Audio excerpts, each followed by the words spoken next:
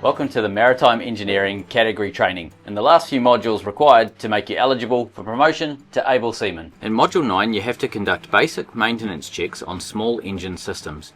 We've looked at engine configurations in Module 8, so you should have a good understanding of what components make up an internal combustion engine and how they work together. If you're unsure about how they work, then review Module 8 again and ask a staff member to explain how an engine works. Firstly, you should be aware that due to the rotational forces and speeds of an internal combustion engine, you're going to have to lubricate the internal components for the engine to work properly and last as long as possible.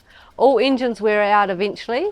However, if we maintain them correctly, we can increase their lifespan and reduce running, maintenance and replacement costs. As a youth safety organisation, Australian Navy cadets have their outboards serviced by authorised service centres throughout the country. Although this means that you won't be doing the maintenance yourself, you'll still be required to check that maintenance has been conducted and ensure that all fluid levels are correct. It's also highly beneficial to understand how a system functions and what it should look like and sound like so that you can identify any concerns early. On Brewpeg, we know what the motor sounds like when it's healthy, so we know what it sounds like if there's a new sound that doesn't sound right. Brewpeg runs an inboard Cummins 855 diesel engine as our main propulsion. However, we also have two-stroke outboards for our tender. Although your unit will run a four-stroke outboard, it will still require similar maintenance activities as our engines. Prior to starting any internal combustion engine, you should always check your engine oil levels and take notice of the colour of the oil. For example, is it dark? Does it look milky? Are there pieces of metal shavings in the oil? Or is it too runny or too thick? All of these things could point to a potential problem. The engine itself is not the only thing that we should be checking before taking a boat out to sea. The other things to check are components such as the fuel caddy, the fuel lines, the battery terminals, electrical cabling and the hull. And importantly, do we hold the required tools on board to troubleshoot any problems and the necessary safety equipment. As an example, let's conduct the A&C maintenance checklist on our two-stroke outboard.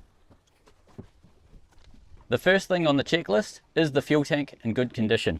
So we want to make sure it's nice and secure, there's nothing that's going to puncture the tank, and there's no leaks or anything that's going to cause us trouble. The second thing to check is the fuel line securely connected.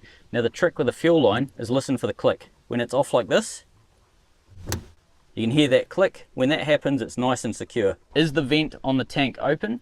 This is the vent here. When it's closed, it's nice and tight, anti-clockwise to open it, and it should be a little bit loose like that.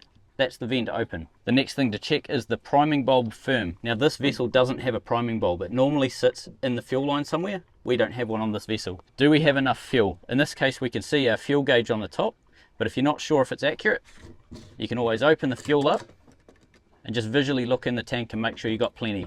The next thing to check, do you have enough oil? Because this is a two-stroke, we mix the oil into the petrol before it even goes into the fuel tank. The next thing on the checklist is battery checks. Now we don't have a battery on this boat because this engine is pull start. However, this is what the battery on our main engine on Brewpeg looks like. Is there any corrosion on the terminals? We can see that they're clear of corrosion. Normally it shows up as white or light blue sort of fuzzy stuff on top of the terminal. Is there charge in the battery? You can test on A&C boats if the motor will lift or lower. And is the isolator switch on the on or off position? You need it to be on in order for the motor to run. There's also a section on the A&C checklist for fault finding. So if you're having trouble with your engine or your fuel system, you can start to work through that. So you want to find the kill cord. The kill cord connects onto these little fittings on the outboard, and that basically means that when that kill cord is removed, the motor won't run. If you're having trouble with any part of the motor, first thing to check is the obvious things. Check the fuel system, make sure you got fuel, make sure your lines are connected. The next thing on the checklist is check the water intake. So you want to make sure that there's no weed or mud blocking the water going into the outboard. Easiest way to do that is make sure the outboard is nice and clean. These checks are similar to the checks we do on Brewpeg's main propulsion engine. They're just on a smaller scale. Good luck with the material. We'll see you further into the training.